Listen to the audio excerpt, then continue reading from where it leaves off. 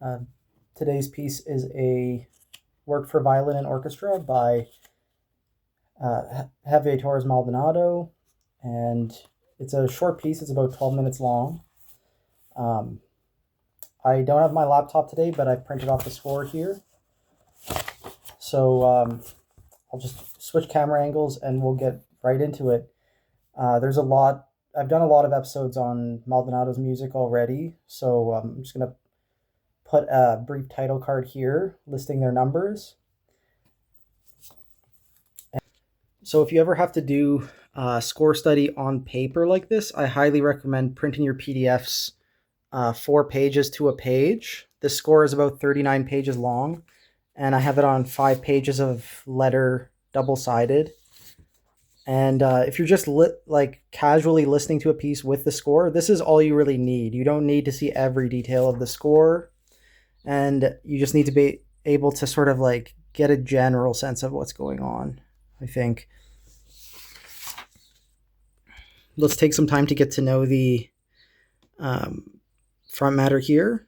So it's titled Obscuro, Etiamtum, Lumine. The orchestra is divided into 3 subgroups, which I guess are going to be spatialized on stage. Let's get to know the groups here. So to get a sense of the forces, group 1 is 1-1-1-1, 3-1, 4-0, and then 1 percussionist and harp. So that's the first group. The second group is going to be 2-2-2-2, 5-2-2-1, 2 percussionists, and celesta. And then the third group is going to have all the strings. It looks like there's no violins in the string section. It's just violas, cellos, basses. And I don't see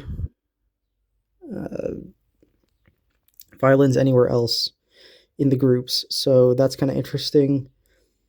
The third group is just strings and the third percussionist.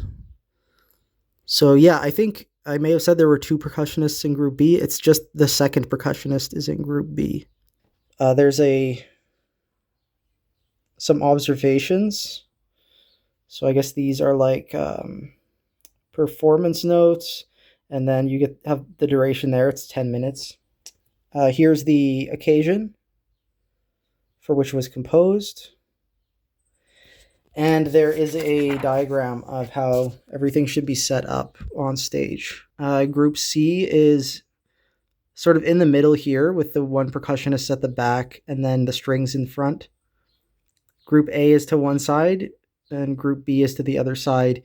In both cases, the brass are at the back, then some winds, and then the 2 percussionists. I'm noticing now that there may only be double winds, and I think I was misreading the instrumentation list. He wasn't listing the number of each instrument. It was more just the instrument number. So there are only 4 horns and 2 trumpets, 3 trombones, tuba. So it's actually, very standard orchestra.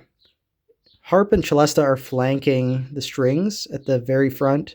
And then, of course, the violin solo is next to the conductor. To give you a sense, this is what the first page looks like.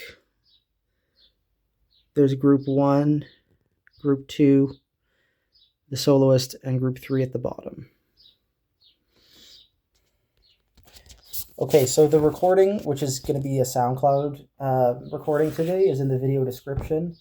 And stick around for a few seconds, and I'll talk about my thoughts on this piece. Okay, so my thoughts on this one, I think it was very listenable and light, especially compared to a lot of other pieces of Maldonado's that we've looked at. It had this sort of cloud-like quality where a lot of these harmonies and dense pitch structures sort of just hung in the air and moved quite slowly, and It was split up into 4 movements, but it was difficult to tell where one movement ended and another began. It was very like kind of seamlessly composed out, and yeah, I think it was just very pleasant and nothing overstayed its welcome. And I think part of that, what made it so engaging, was the solo violin part that sort of contextualized the whole narrative. There's lots of like repeated stuff, jeté ideas, these pizzicato ideas. The open strings had a certain importance in the work overall.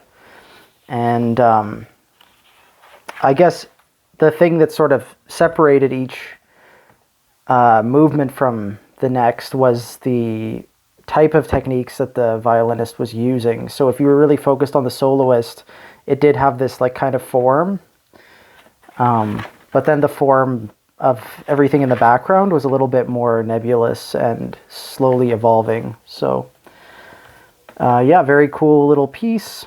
I'm excited to get into more violin and orchestra stuff. I think this is a really nice complement to the 3 or 4 other pieces that we're looking at. So next, I think, is Goodbye Dulina, and that'll be in a couple days.